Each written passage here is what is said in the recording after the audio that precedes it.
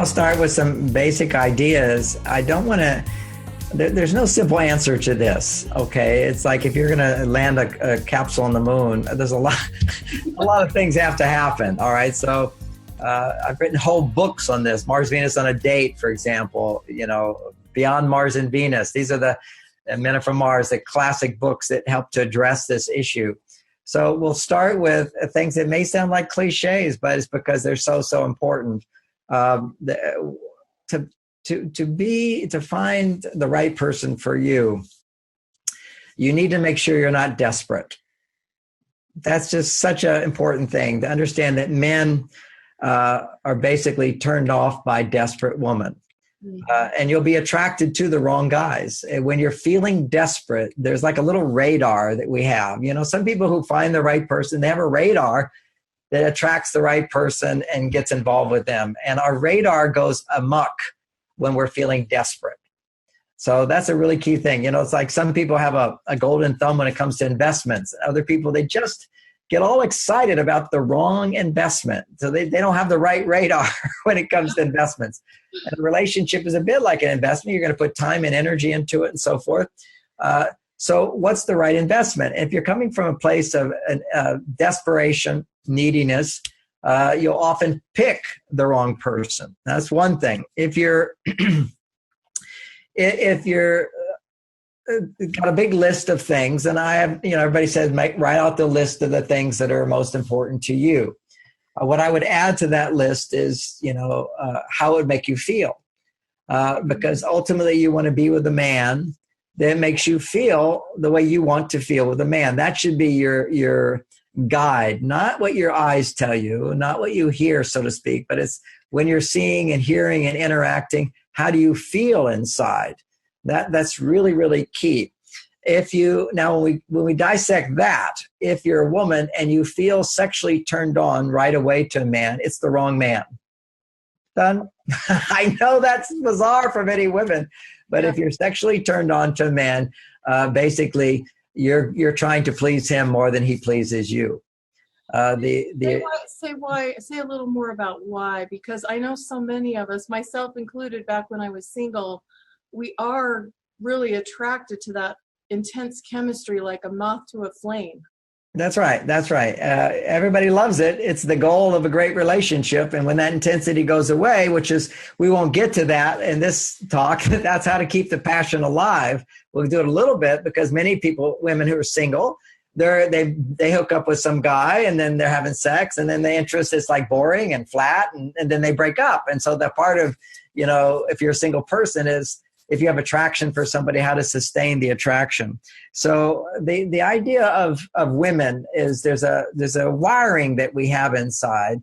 And to simplify that wiring of attraction, there's 4 levels of attraction. There's a mental attraction where I find you interesting, it's curious, I'm drawn, I want to get to know you better.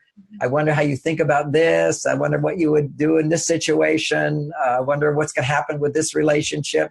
There's a curiosity and interest. That's attraction. I kind of a sense of admiration for somebody or openness to see what are their gifts and talents and strengths. Okay, now not everybody you're going to have that with. That's called mental attraction.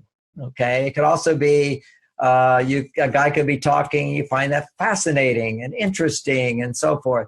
That's the mind. Okay, so that's one level. Then there's the heart attraction, which is I feel affection, I feel warmth, I really like this guy, have fun with this guy, I feel safe with this guy, I enjoy his presence, and maybe you feel I love this guy. That's affection.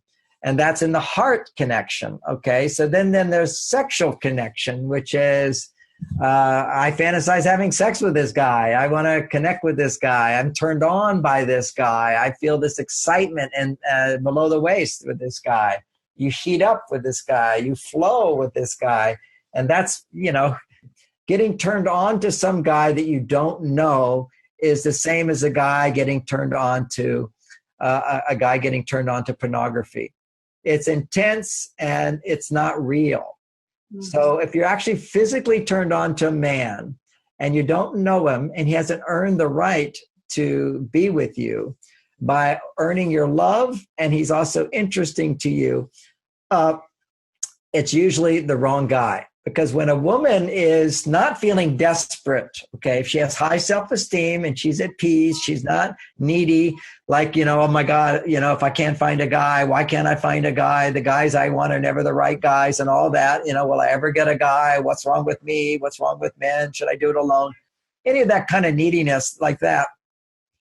Then what's happening is you're going to be desperate. And the desperate, you may not even feel desperate, but there's an earness to please. And to earn a man's love. You should never earn a man's love. When you earn something, the hormone testosterone gets produced, and that's the hormone that makes men bond with women. So when a man earns your love, his testosterone goes up and he bonds with you. He becomes more interested in you. He can grow in his interest with you. He can sustain connection, and you bring out the best in him. Men have 10 to 20 times more testosterone than women. And we only bond when a woman makes our testosterone surge. And if you're trying to please me, then my testosterone goes down. Okay, my estrogen goes up. That's why women like when men are doing things for you, opening the door, planning a date, putting forth effort to create a situation where you're feeling safe, comfortable, happy, and pleased. Literally, it's the man's job to provide happiness for the woman, to provide support for the woman. It's the woman's job is to, in a sense, guide him to provide that support. And that's an art. But to feel supported. That's the ultimate for man, is when a man feels like I have impressed her. She's happy to be around me. I make a difference in her life. That's a real key thing. That's success. Men need to feel successful, and women need to feel that he's there for me and that he cares about me and he understands me and he honors me and he respects me and I feel safe in his presence. These are the things you want from a man. And it's being clear about that, because it's so, when women are out of balance and they're feeling alone and they've been alone for a while, unfortunately what happens is the hormone testosterone increases in their body. They become more independent you are, the more autonomous you are, the more your male qualities increase, and that decreases your ability to appreciate the male. Okay, you can only appreciate others when your estrogen's going up. And so you as a woman, this is where you get in some of the biology of this, is you need to practice things that would allow your estrogen to go up. Now that's a big story, and I've written a whole big book on the hormones and so forth. And I know we want to stick to some basic dating insights, and I'm going to jump into one here, which is if you're giving more to a man than receiving from him, then his estrogen's going up and he's not going to bond with you. So there's a dynamic of he does things for you and your job is to appreciate that.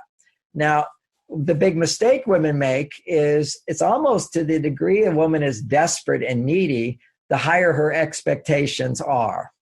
And that makes you more desperate and needy, because when you have high expectations, the range of the right men become less and less and less. Right. So your capacity to not be needy and feel the estrogen rising up gets weaker and weaker.